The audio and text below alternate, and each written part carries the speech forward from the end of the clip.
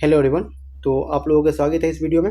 और इस वीडियो में हम कर रहे हैं प्रॉफिट एंड लॉस के क्वेश्चन। और आपको बता दूं कि ये मैं जो सीरीज चला रहा हूँ ये एनटीपीसी में आए हुए सारे अच्छे अच्छे क्वेश्चन का कलेक्शन लेकर आया हूँ। और प्रत्येक जो वीडियो होती है 5-7 मिनट की एक छोटी सी वीडियो होती है। अगर आप नहीं देख रहे हैं तो इसके पीछे वाला वीडियो देखेंगे, आपको लगेगा कि हाँ ये बहुत ही अच्छे कंसेप्ट लेके आ रहा हूँ मैं। और आप चाहते हैं कि एनटीपीसी में जो भी क्वेश्चन आया वो सब क्वेश्चन को आप गो थ्रू करें, तो उसकी भी प्लेलिस्ट बनी हुई है पीछे। आप इसी चैनल पर जाएंगे तो उसकी वीडियो आपको मिल जाएगी। ठीक है, तो चलिए इस क्वेश्चन को करते हैं। पहले सबसे पहले इस वीडियो को पॉज करेंगे, इस क्वेश्चन को करने की ट्राई करेंगे, नहीं होता फिर देखेंगे वीडियो। ठीक है, क्वेश्चन ये कह रहा है कि एक दुकानदार 3500 में एक साइकिल खरीदता है और उसे 20% की छूट पर बेचता है, जिसमें कोई लाभ या हानि नहीं होती है। तो साइकिल का अंकित मूल्य ज्ञात कीजिए। देखिए मैं ये बोल रहा हूँ, इसमें बता रहा है कि एक दुकानदार 3500 में एक साइकिल खरीदता है और उसे 20% की छूट पर बेचता है, जिसमें कोई लाभ या हानि नहीं होती है।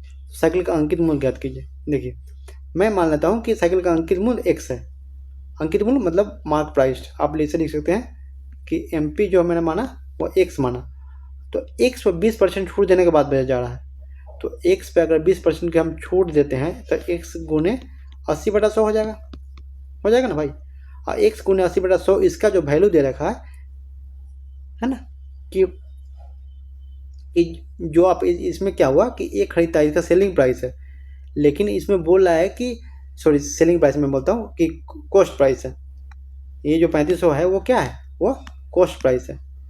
लेकिन इसमें ये कह रहा है कि उस साइकिल को अगर 20% छूट पर बेचता है तो ना ही प्रॉफिट होती है ना ही लॉस होती है। इसका मतलब क्या है कि जो CP है वो SP के बराबर है। समझे आप बात को। बात इसमें ये है कि अगर उस कीमत पे बेचता है, 3500 पर ही बेचता है 20% छूट देके मार्केट प्राइस पर, तो इसको कोई लाभ या कोई हानि नहीं होती है। इसका मतलब यह हुआ जितना में खरीदा था उतना में बेच दिया। तो मैं क्या करूँगा कि यहाँ पर x का 80% जो होता है, जैसे कि आपको ये पता होगा कि मार्केट प्राइस पे जब छूट दी जाती है, डिस्काउंट दी जाती है, तो क्या निकल गया था, सेलिंग प्राइस निकल गया था। लेकिन यहाँ पे क्या है, सेलिंग प्राइस और कॉस्ट प्राइस दोनों बराबर है। तो कॉस्ट प्राइस कितना है, तो मैं यहाँ रख दूंगा सेलिंग प्राइस के बराबर कॉस्ट प्राइस। तो कॉस्ट प्राइस कितना दे रखा है यहाँ पर 3500, तो 3500 हो जाएगा। और इसको मैं थोड़ा सा इरेज कर देता हूँ ताकि आपको दिक्कत ना हो। तो 3500 हो जाएगा। तो यहाँ से मैं निकाल लूँगा कैसे, 4/5। तो x बराबर हो जाएगा 3500 गुने 5/4।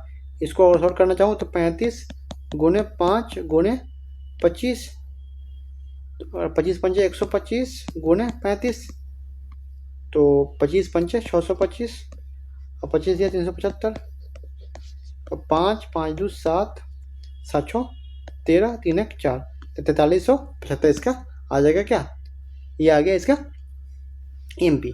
आप एक बार फिर से देख लेंगे मैंने क्या किया। आपको ये समझना सिर्फ इतना था कि मैंने माना कि इसका MP जो है वो 100 रुपये है। ठीक है, मैं कलर चेंज कर देता हूँ। मैंने माना कि इसका MP जो है वो 100 रुपये है। ठीक है, और यहाँ पे ये कह रहा है कि अगर किसी भी चीज़ को आपको एक वार्म अप ये है इसका कि जैसे कि आपने 100 रुपये का कोई सामान खरीदा, ठीक है, अगर उस पर 20 रुपये की छूट दे दी आपने, तो 80 रुपये जो हुआ वो क्या हुआ, इसका सेलिंग प्राइस हुआ। अगर आप मान लो कि आपने 100 रुपया में इसका अंकित मूल्य किया, मतलब इसको टांग दिया बाहर में कि ये 100 रुपये का सामान है ना, लेकिन क्या कह रहे हो आप उसको 20 रुपये की छूट दे रहे हो, तो 80 रुपये जो आया वो सेलिंग प्राइस आया। लेकिन आप जो उस चीज़ को 50 रुपये में खरीद के लाए हो कहीं और स्टोर से, तो 50 जो होगा आपका कॉस्ट प्राइस होगा। आपने जिस पे खरीदा वो कॉस्ट प्राइस, जिस पे बेचा वो सेलिंग प्राइस, और जो मार्क आप अंकित करके रखे हो उस मार्क पर आप डिस्काउंट दोगे, वो जो होता है वो मार्क प्राइस होता है। तो इस क्वेश्चन में मुझे ये कह रहा था कि उसको 20% के छूट पर बेचा जाता है, मतलब कि अगर x पे अगर 20% की छूट देते हैं तो वो सेलिंग प्राइस आएगी, लेकिन उसमें कोई लाभ और कोई हानि नहीं हो रहा है। इसका मतलब ये हुआ कि कोई लाभ और कोई हानि नहीं हो रहा है।